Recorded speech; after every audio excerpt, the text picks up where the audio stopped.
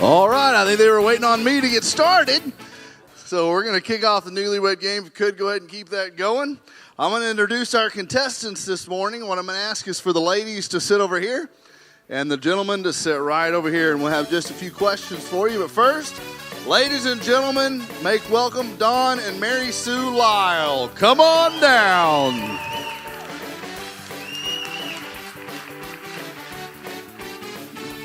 Yeah, ladies over here, guys over here. Good luck to you. All right, our next contestant, Andy and Amy Daniels, come on down.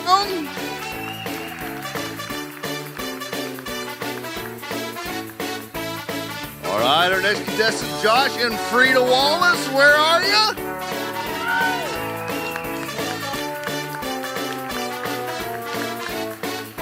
And last, Brandon and Rachel Singh, where are you?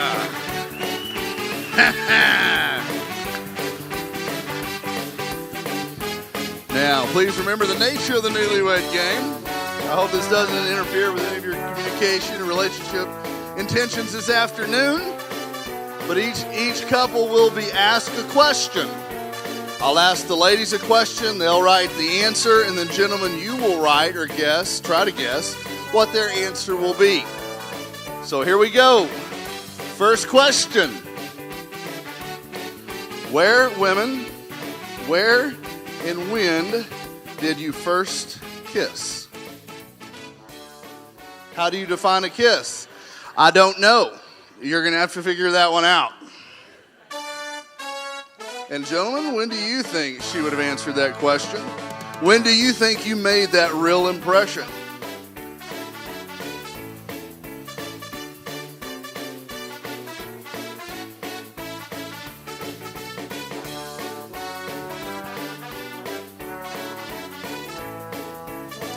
For those who have children, please pay attention to how many answers are the front porch.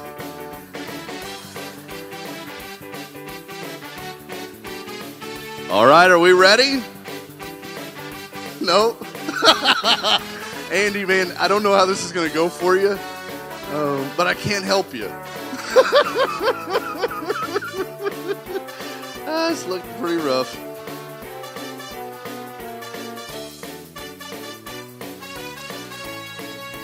All right, here we go. Miss Mary Sue, could you show us your answer? In front of the dorm, a little college love. And Dawn, Arkansas State, 1975. Should we give it to them? All right. Okay, Amy. Trash can at my house. Were you in it, around it, by it? You were by it. Front porch 94. What do y'all think? No, sorry, folks. I mean, how do you kiss by a trash can? Anyway, I'm kidding. All right, Miss Frida, what do you got? In the car. Woo! In her silver Cougar car, 2002. A cougar for a cougar.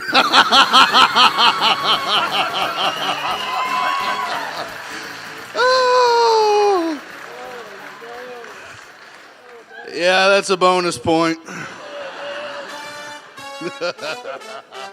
All right, Miss Rachel, when did Brandon enlighten you? In the car, 2002.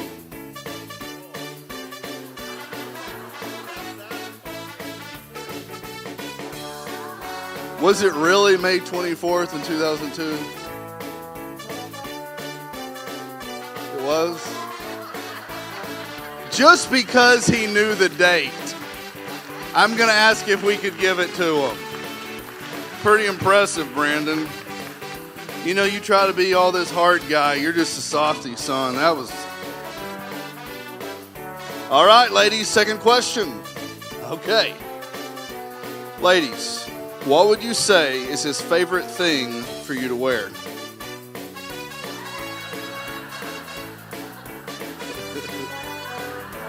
It's just a question. What you do with it is on you. And gentlemen, what would you say she thinks your favorite thing is for her to wear? And nothing is not attire. Okay? All right, what is his favorite thing for you to wear?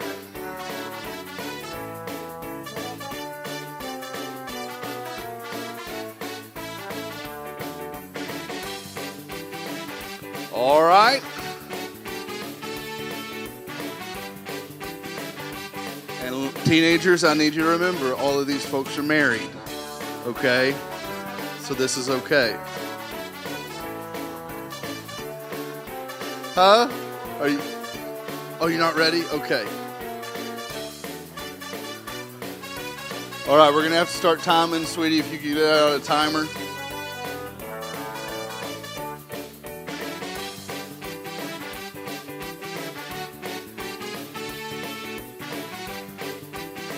I think he wrote something about a Santa outfit.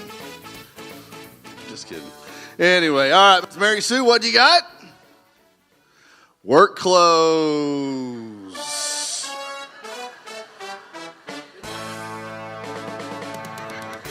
I don't really know where to go or does he like her making money? Does he like her working in the yard? I don't really know what to do with that. But Dawn, what would you say she thinks your favorite thing is for her to wear? Work clothes.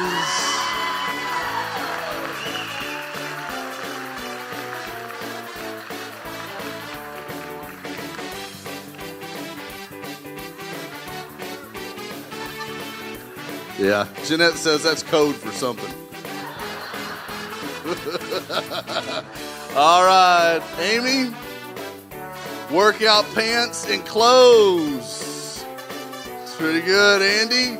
Yoga pants. Andy likes them tight pants. All right, Miss Frida, what do you think his favorite thing is? Something lacy. Remember, we're married here. Her Rock Revival jeans, are they lacy? No.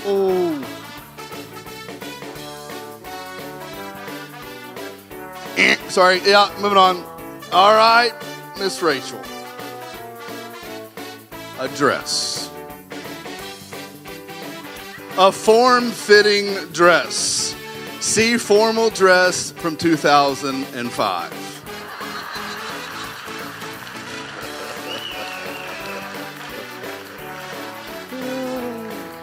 That's good. That's good. Next question. Ladies, last one for you. Who said, I love you first? Gentlemen, same applies to you. All right, Miss Mary Sue, what's your answer? She did. Dawn says she did. All right, Amy says he did. Andy says me did. Miss Frida says he did. Starts with an I, ends with a U. He says she did. Hey, the important thing is you love each other. Y'all just saying it so much, who can keep up with it? Rachel, who said I love you first? He did? I did. Highway 96, circa August 2002.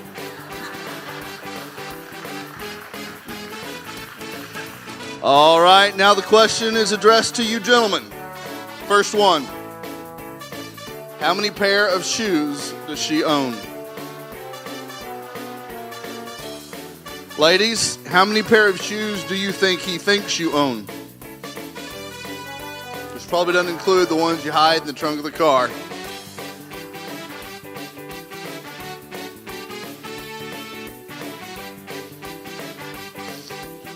All right, Miss Mary Sue, how many pair of shoes do you... Oh, I still got to ask him first. Dawn, how many does she own? 30 plus. She's still writing. She's honest. They're honest people. 25 to 50. Well within the 30 plus. Let's just take a moment to remember the starving children in Africa. Sorry. Amy, how many Andy, how many pair of shoes? Infinity. Or is that 8? It's infinity. Infinity. I don't know too many to count. That's pretty much.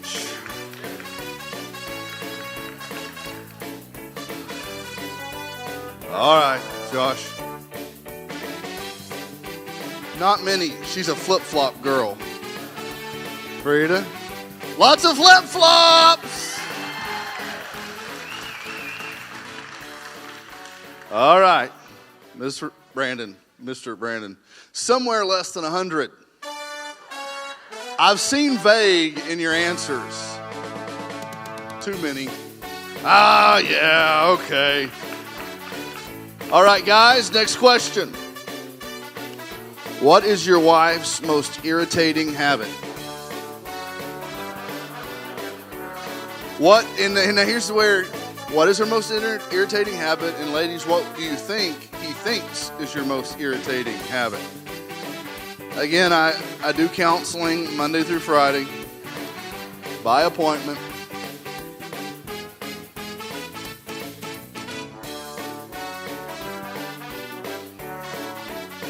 Guys, I want you to answer your own discretion here, okay? That's right. Yeah, no top 10s. Okay, we ready? All right, Dawn, what would you say is your wife's most irritating habit? Telling me how to do something. Mary Sue, what do you think he thinks is your most irritating habit?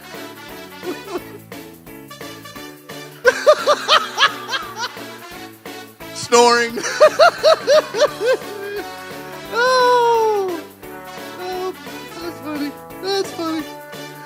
All right, Andy, what's her most irritating? Bossy. Sometimes, but more like occasionally. Okay, I like it. Nagging. Is bossing and nagging the same thing? I would argue yes. All right, Josh, what is her most irritating habit? After she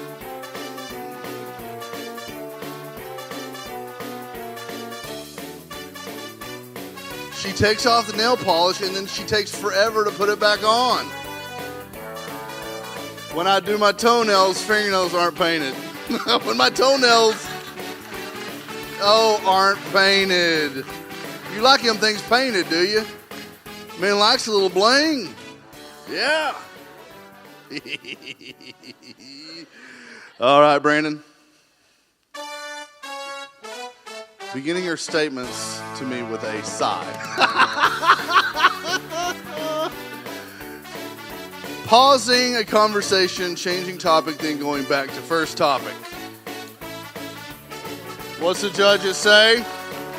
All right. All right, guys. Last question. Which animal would she say you are most like? No. Slow down. I'm going to give you a multiple choice.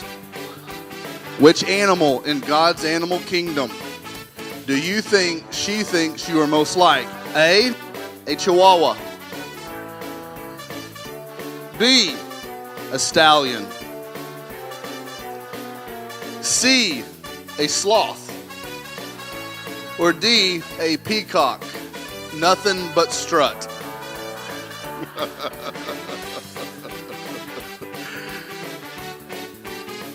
A stallion is B, yes.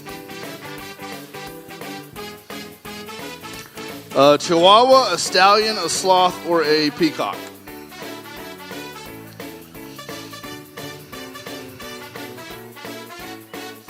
All right, everybody answers done.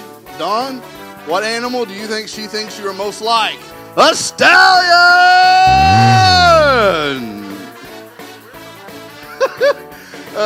Stallion. Hey, they getting older, but they ain't dead yet.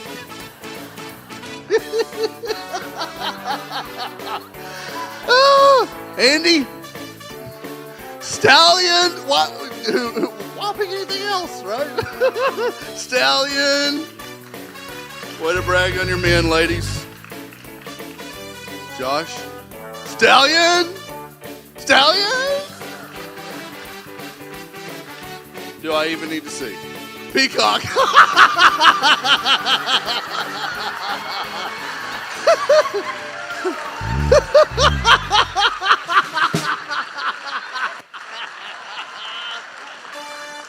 All right, ladies and gentlemen, that concludes our newlywed game with a total score of Don and Mary Sue Lyle raking in 5 amazing points. Andy and Amy Daniels, 5.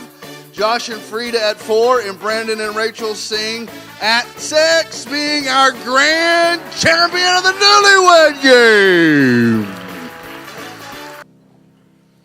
Well, here we are in week 2, and I hope last week wasn't too terribly boring, but it is a joy to have Jeanette up here, and I'm super proud of her as my wife. And you know, not many of you get to see or hear from her unless she's singing.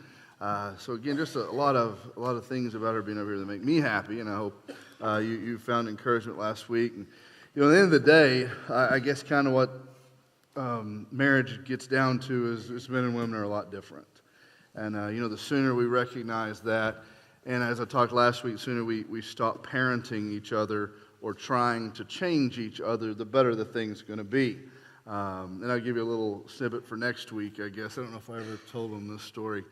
I can be unpredictable at times. And so, you know, men and women look for different things, especially in intimacy. And, you know, she's wanting communication and all this jazz. And at the end of the day, I just kind of like to see her. You know, I mean, that's just the way it boils down. And so I'm still coming to learn. I'm learning things, folks. I'm learning things.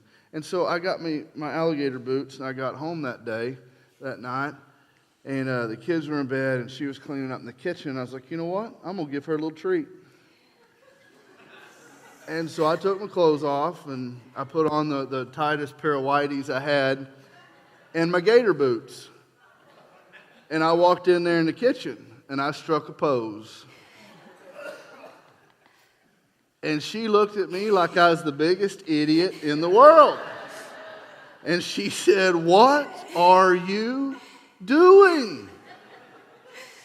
And I felt like the biggest idiot in the world standing in our kitchen in my whitey tighties and my gator boots because it was doing nothing for her.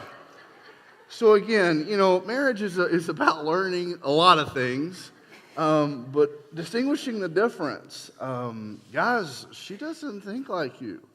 And ladies, let me tell you, we're not even in the same universe you live on. And so we're going to deal with a couple issues today. We're going to try to get through trust, communication, and money. In the next week, we'll deal with disagreement, try to get to raising children. And intimacy, we'll either get that at the end of last week or we may have to push that to another week. But again, it's just any other thing. Laugh and have fun. I needed to add that to last week. It is fun, folks. Marriage, God gave you as a blessing. Laugh, cut up, make jokes. Not always making fun of each other, of course, but I'm serious. Don't take yourself too seriously. Don, let's get back to those questions the staff had for us. All right, let's get started. I know that whenever Mary and I first began our relationship, one of the things I wanted to learn to do was to trust me. And so I would like for y'all to talk about 2 or 3 things about trust, if you would, is how did you go about establishing trust? And then I remember in 1984, I bought a man toy without consulting with her.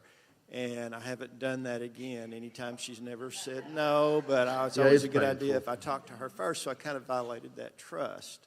And then, you know, so I suspect you've probably done something similar. And then how do you have that healing trust to get that trust back? If y'all would share with us a little bit about that. Dawn, I've never done anything in any way to violate her trust. I hate that you have to live with that No, I grew up redneck, doing what all rednecks do. And when we got married, there was a habit that she didn't like. And I figured she could just deal with it. I was a grown man, and there's several aspects to this. You can't hide anything, okay? The second, don't try to change somebody. For somebody to be honest, there's got to be an atmosphere that embraces and endorses and recognizes the value of honesty, whether or not you like the truth that you hear, okay? So, she didn't like it, and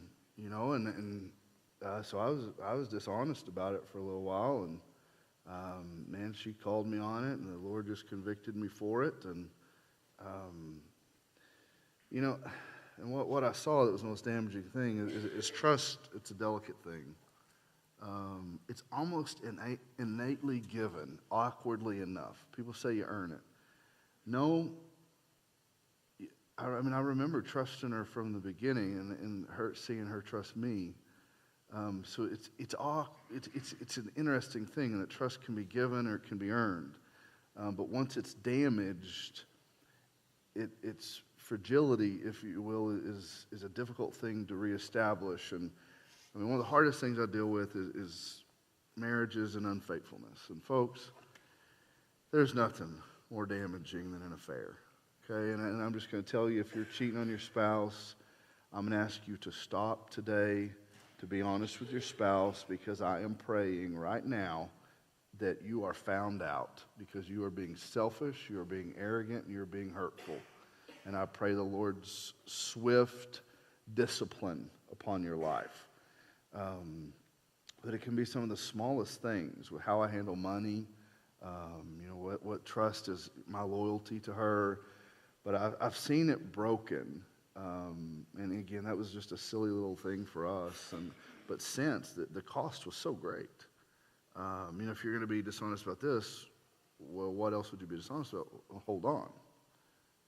You can't compare those two. But when trust is violated, when the foundation is shaken, when the foundation is cracked, the whole house is at risk. And so, the other part of that is Scripture tells us, as a result of the fall, that there'll be enmity, there'll be strife, between husband and wife. But actually, it's interpreted more accurately to say the woman will attempt to control the man. Okay, and so what I see in counseling and different things in life is that the ladies, we will try to mother our husbands. And that will cause a rebellion in your husband unlike anything you've ever witnessed. He will close off to you. Communication will be of an insignificant nature. You'll be a cold shoulder, and you'll be a friend, but no longer a partner. A man cannot be mothered, but he does need nurtured, and it's two very different things. So again, in that, she needs to understand that I'm a grown man. I'm going to make decisions. She's a grown woman. She has the freedom to make decisions. Trust is that she trusts that I'll make the right decision. And trust is she believes I'll make the right decision. But in a case where I don't, or she doesn't, there's got to be enough security in our relationship that the person feels okay with being honest. Because let's just be frank, sometimes the truth is brutal, all right? So, again, if your spouse is not being honest with you, or they're hiding something or whatever, then I would come back. I'm not saying it's your fault, but I would say we need to come back and evaluate, do they trust the security, or do they feel like you're going to remove your love from them if they're honest and transparent with you? Which should never be the case in marriage. Marriage should be secure. There should be no thought of divorce or no threat of divorce. Or your love's unconditional. It's conditional, and that's not at all what the Lord's called you to have. Sweetie? Yeah, I just said you have to create an atmosphere for honesty. Because any degree of dishonesty is going to really harm your trust for each other. It kind of just reiterates what you just talked about. Yeah, there has to be a priority for honesty in your relationship. That I tell a lot of people, because I hate dishonesty after I've seen what it's done to so many people. And just during that first year of our marriage, the threats that it brought in was, don't ask unless you want to know. Friend, Scripture says, let your yes be yes and your no be no. There should be no dishonesty, no manipulation. That's the other thing with trust. If you manipulate your spouse, and last week I talked about the dog and the biscuit. Listen, I'm not saying you reward him like an animal or treat him like a child. What I'm saying is there needs to be recognition on both parties for things that are done well in a relationship. But that trust thing, your spouse has got to know you are there no matter what. If they take advantage of that, some lady asked me last week, and I need to get this just as a scriptural, because I just mentioned an affair. What happens if your spouse cheats? Scripturally, the Lord wants you to heal. He wants you to forgive, okay? But there's 3 allowances, not encouragements, but allowances for remarriage. Death, an unbelieving spouse leaving, and an affair.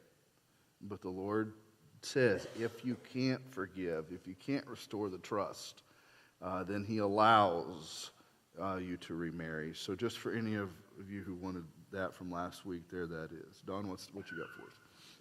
Well, we've got communication down as the next item.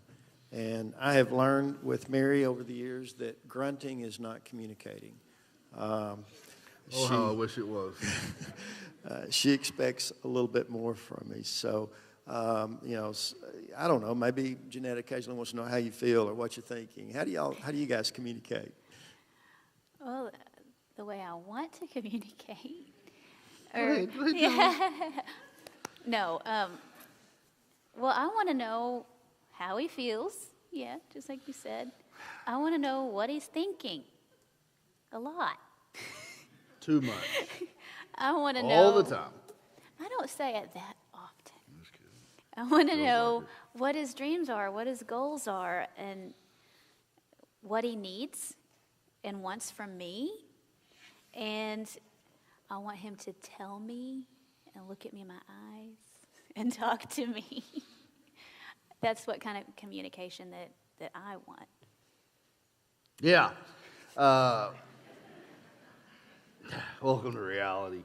No, seriously, I know it's so dang hard. We'll be sitting somewhere to eat. She goes, "What you thinking?" "Nothing." "What are you thinking?" "Nothing." You can't be thinking nothing. I can actually be thinking nothing. Or that's code for I'm not ready to talk about it. This has been tough. Because I come to work and normally a guy gets like 1,000 words a day, whatever that is. Girl gets like 1,000,000. And so I've spent my 1,000 by 8:15. And then, we get home. And one of the things that's made it a little bit easier for us and knowing what she wants and knowing what I have kind of the ability or the tendencies to do is I have time when I get home. There's a couple hours there. We'll watch TV. I'll work outside. Do whatever it is I do, and then kids go to bed, and then we have our adult time, and that's when we communicate. Talking about how I feel as a guy is about as awkward, as those tight underwear were in my boots after she turned me down. But it's just what I found is it's something that is securing. And let me explain, guys. If you want to have the marriage that all of you want, and especially with the intimacy men that all of you kind of expect without any form of contribution or investment, and I hope you caught that, what you need to understand is the power of language. Think about it just for a second with me. Everything that's been accomplished by humanity has been enabled by language. It's what separates us from the animals, if you will. Our ability to partner, to plan, to think ahead, and to achieve is all enabled by language. And so we use language to achieve and develop and invent. Think about it. Without the ability to communicate, nothing good, nothing progressive could be created. I mean, if it's just grunts and moans and looks, nothing gets done. So we use in our life language to achieve all of these great things, but then we don't employ it in our marriage. Guys, if you want a woman who gives you all of herself, you will learn to communicate. You connect by touching, feeling, seeing. She connects by hearing and knowing. And man, it was hard. And so what I see in a divorce or in an affair is somebody. And here's the other thing, guys, gals. Nobody woke up one morning and said, hey, I'm going to cheat on my spouse. It happened slow. It happened innocently. It happened unintentionally. It began with a man who was communicating with your wife at the office.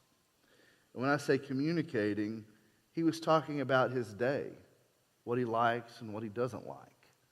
He was talking about his dreams and how he feels. Because he was at work, and he chose to do that because he had time when you don't. And slowly, here's what happens. God, the amount of women who cheat on a man because the guy's attractive is, I'm telling you, it's near zero. The amount of women who have an affair because a guy communicated or talked to her is staggeringly high. Now, for the guy, you're pretty easy. Unfortunately, God made you so dadgum dumb and stupid and simple. But guys, if you don't, you will never get out of that marriage what you have in your head until you start communicating with your wife. Because there's so many levels at which the Lord has called us to connect. Physical, spiritual, emotional. If you're just doing the physical, you're getting 1/3 of what the Lord intended. Then you throw in the spiritual. Man, sir, that's where you step up and be the spiritual leader of your home. All right, you're connecting at another level there. When she sees you lead spiritually, if she's a Christian, if she believes in the Lord, friend, you're going to light her fire in a way, again, you didn't know was possible. Because you're running around as some illiterate, shallow faith, empty soul. You've got more complexity to yourself, gentlemen, than you've let her see. You lead her spiritually, physically. I'm just telling you, what I see in my office is husbands and wives that are not fulfilled at all physically because there's no spirituality to their relationship, and there's no communication, there's no depth, there's no personality to their relationship. It doesn't work. It's like the Trinity, if you will. All three are supposed to be one. One of those go out of kilter, nothing works. And you're not going to make it work. So let's just walk through. You stop communicating. You're going to communicate with somebody. You've got a mouth and you know English or whatever language it is you speak. Okay?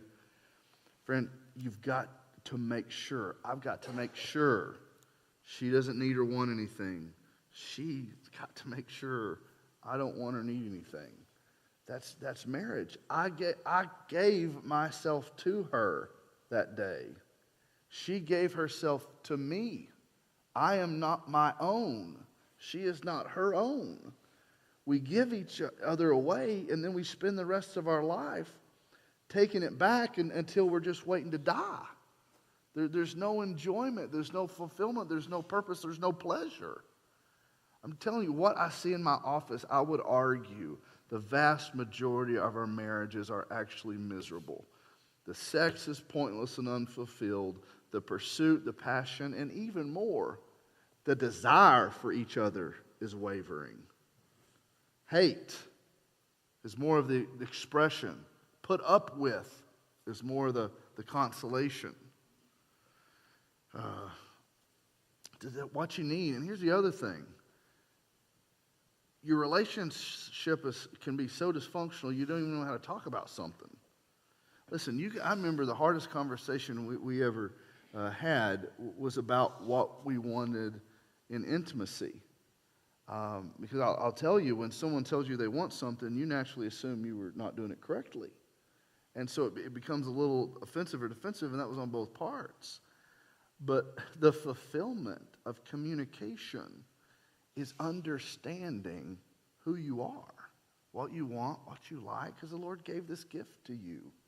What we've done with this Baptist is made something to be ashamed or embarrassed about it when, no, that oneness is an expression of Christ's passion for his bride. So talking about all the other areas, the goals, what hurts. Oh, man, tell some, if what they're doing is hurting you, or man, if I'm doing something to hurt her, I want to know. You got anything else there? I'm not a master communicator, but I promise you, gentlemen, it will reap rewards that you didn't know were possible, and you will see her in a way you've never seen her before. Chances are right now she's not your priority. She's just a byproduct of your life. And if she's your priority, you're going to invest in her. You're going to make sure you talk to her.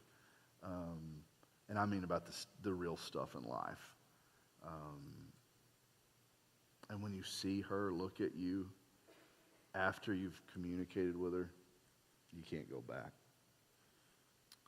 Done? All right. Well, the next one's communication's a good segue into the next one.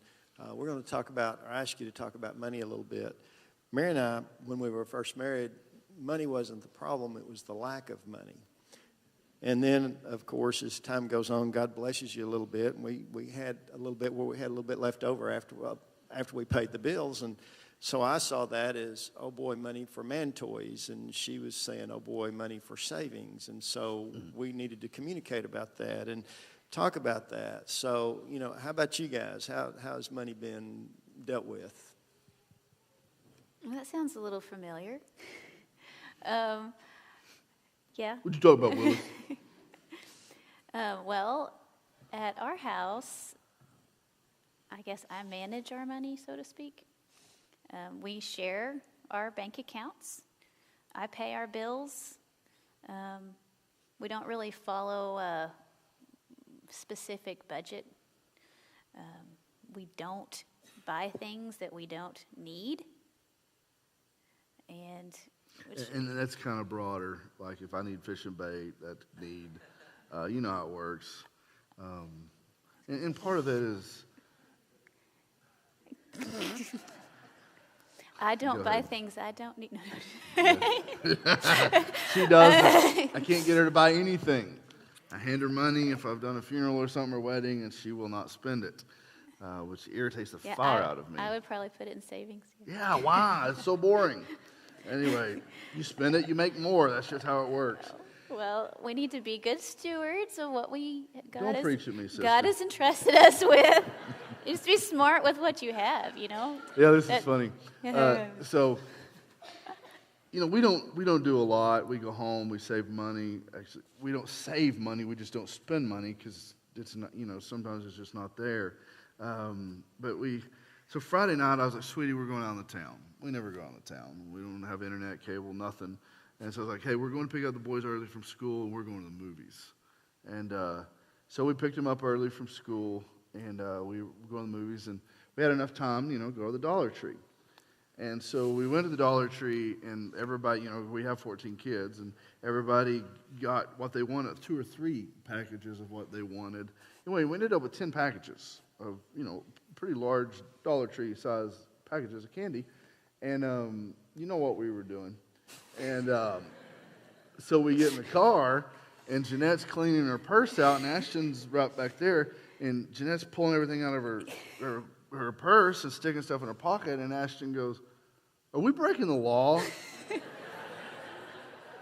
And I said, no. And he goes, because it feels like what we're doing is illegal. I said, son, here's the deal. We won't go to jail, but they might kick Mama out of the movie, okay? And then Anna goes, I don't want Mama to get out of the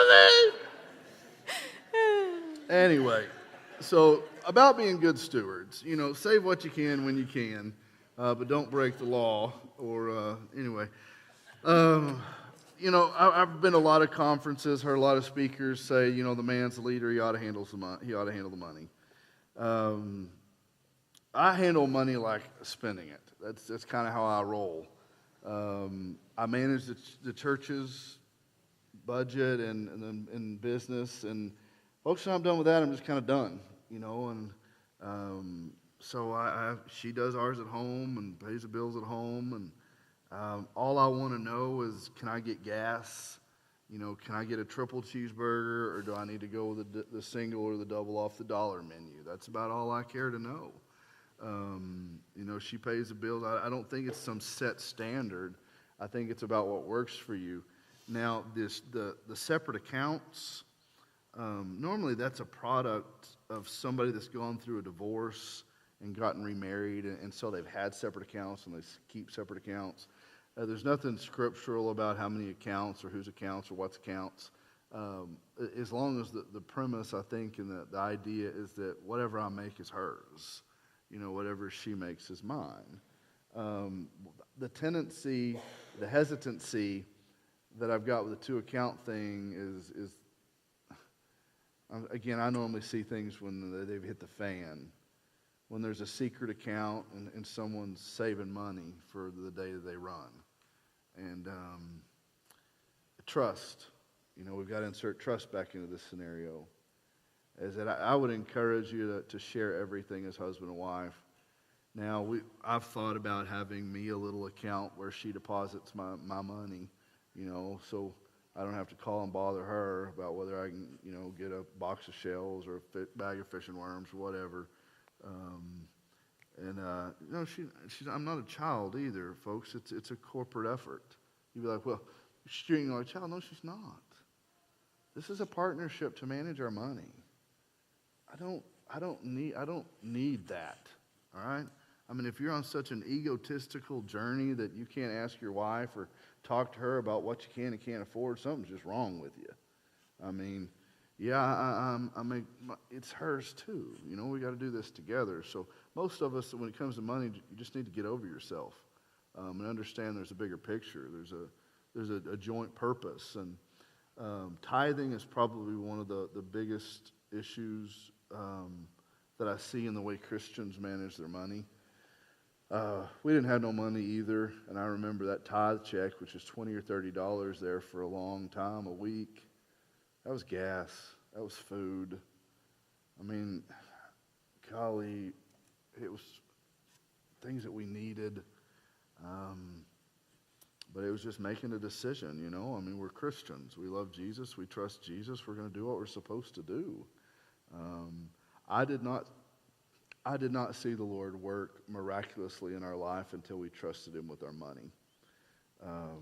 A little story I shared with you last week about the propane tank and heating the house. But when we moved here, we still had a house, and then we had purchased some property here. And so that's 2 mortgages. And we had sold some property in Chester, which was making that possible for a little while. And then that payment was over, and we were in trouble. Our $350,000 house there, land here, it just wasn't working. And man, I was burdened, and y'all helped us for a little while, and then that didn't that stopped. And I thought we was gonna have to give something up because there was just nothing left. And anyway, it doesn't happen very often when you live in our house is probably one of the cheaper houses in the addition.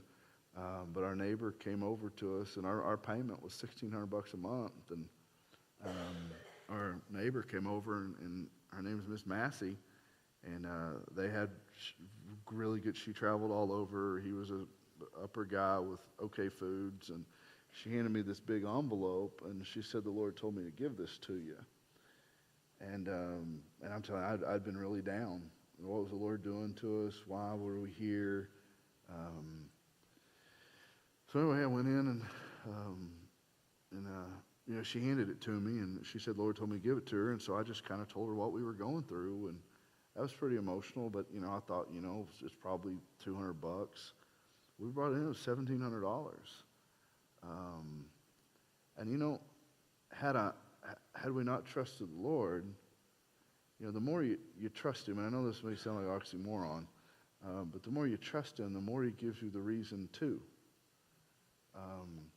The more you trust your spouse, the closer you get Him, the more you pursue your spouse, the more you'll find reason to continue doing it. And it comes a time that I don't want to sound like a preacher, but friend, you've not seen God's capacity to bless you until you trust Him with your finances. We talked last week about vacations. We don't have a lot of money in savings. So when it comes time for vacation, and again, I know some of you older generation may not agree with this, but friend, it's expensive today. I mean, you can't do anything for less than $2,000 or $3,000. I mean, we go to Branson, and it's almost the same price as going to the beach for a week. And man, we don't eat fancy. We just skim by. So anyway, people ask me, what do you do if you can't afford to go on vacation or this or that? And I'll tell you, I'm not an advocate for credit cards, but we have and we will. If I've got $2,000 or $3,000 that could pay for something, and there's a 0-interest credit card to be paid off in a year, I'm going to go with that 0% interest credit card, and I'm going to keep my money in an interest accruing account. All right, I've got my money if I need to pay the bill off in the last minute. The risk, listen, friend, is if you default or you're a day late on most of them credit cards, it goes to 12 to 23%. So I'm not against credit cards. What I'm against is a lack of stewardship or management. But I think it's a priority for you and your family to go on vacation. It's hard. This life is stressful. You need to go rest. You need to have fun. But you need to do it in a way that you can make sure you can recuperate the expenses or pay it back.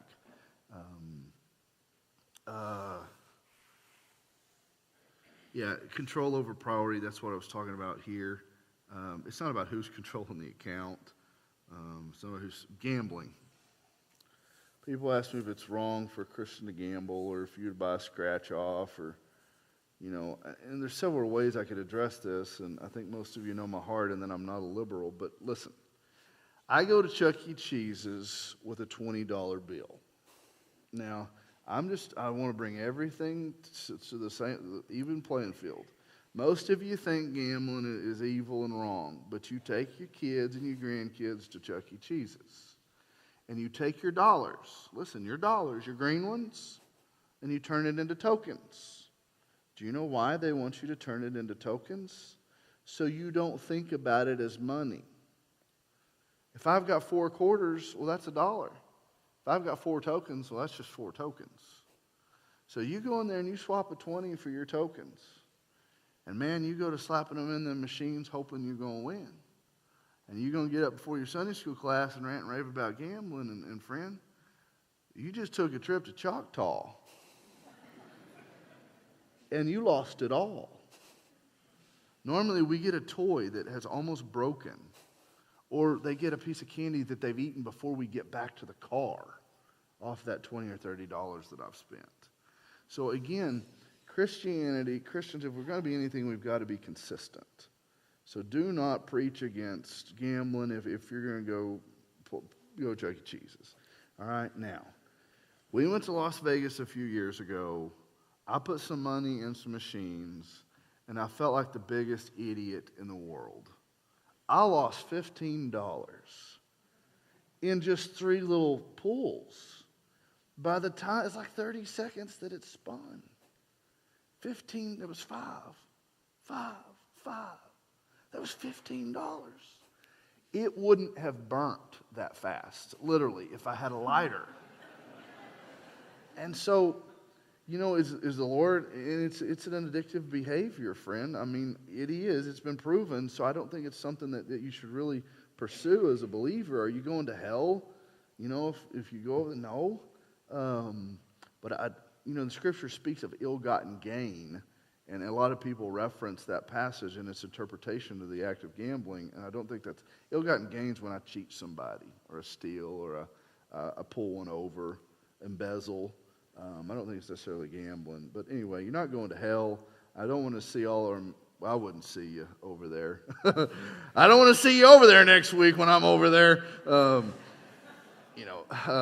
But again, just folks, it's a unnecessary risk. And if you've got that much money, please consider the starving children in Africa or our building fund. Okay, if you've got enough money to throw away like that, now let's get to scratch-offs. So is it wrong for somebody to go in down at the Easy Mart and get them a scratch-off for $1 and hope they win something? Listen, if you can pay your bills, then you're giving the Lord what He has told you to give to Him, friend. If that's what you want to do, it's no different playing an arcade if you want to think about it. You're not going to win nothing in an arcade, but we throw them quarters in there. I mean, that's the worst form of stewardship I could possibly imagine. If your kids are hungry, you better stay away from them and don't expect. You can't rely on something like that to provide for you. Okay, I'm not saying they're okay. I'm just saying I can't find a lot of fault other than the hope of the Lord. I told you all this story before. I'd preached on gambling there at Kibler and tithing at the same kind of like today. And one of my ladies called me that week. She goes, "Oh, preacher, the Lord answered my prayer. I tithed and He gave it back to me." I said, "He did, Miss Tony." And she said, "He sure did. I tithed $50 and I went down the gas station and I got a scratch off and I won $50 back. The Lord provided for me." Okay. So don't try to go get your tithe back this afternoon at the scratch off. But again, folks, I think there's more productive things we can do, and you're going to lose something that could be, chances are you're going to lose something that could be used in a much more profitable way. So it's an issue of stewardship to me over some deep ingrained sin. But if it's a behavior that you've gotten quite accustomed to or addicted to, friend, you need to get help. But you also need to understand that it can be addicting. So you think of anything? This thing with money, guys.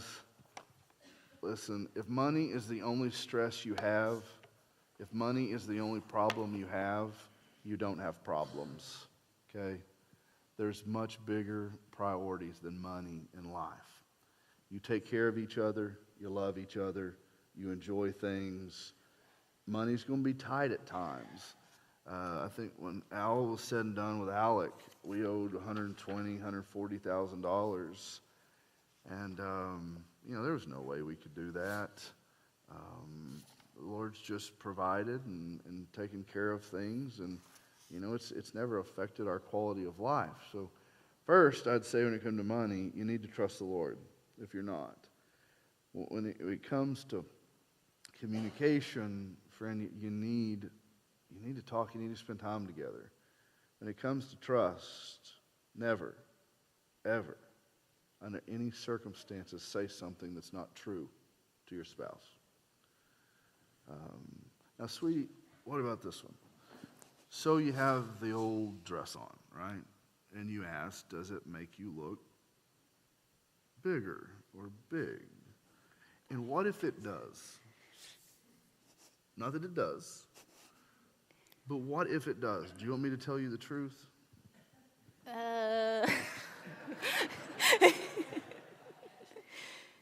Yes and no.